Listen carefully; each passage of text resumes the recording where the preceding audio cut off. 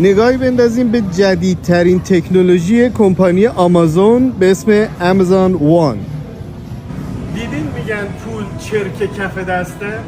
حالا کمپانی آمازون توی فروشگاهاش یه تکنولوژی گذاشته که با کف دستت میتونی پول خریدات رو پرداخت کنی. بریم با هم ببینیم. خب اولش که وارد فروشگاه آمازون میشین کف دستتون رو اسکن میکنین و درا بروتون باز میشه. بیاین بریم.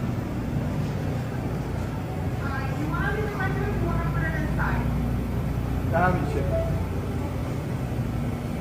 بعد میرین خریداتون رو انجام میدین، دوباره کف دست رو اسکن میکنین و پرداختتون انجام میشه.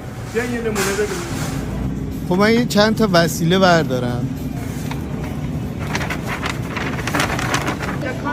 ببینید سر تا سر فروشگاه از این دوربین های سمارت گذاشتن که شما هر وسیله بردارین هم تعدادش و هم قیمتش رو محاسبه میکنه.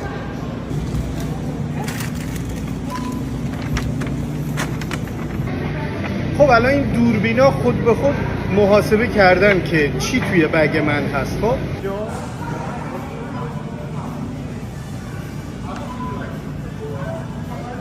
به همین راحتی الان یعنی با همون یک کف دست پول خریدایی که کردم از حساب بانکی من کم شد.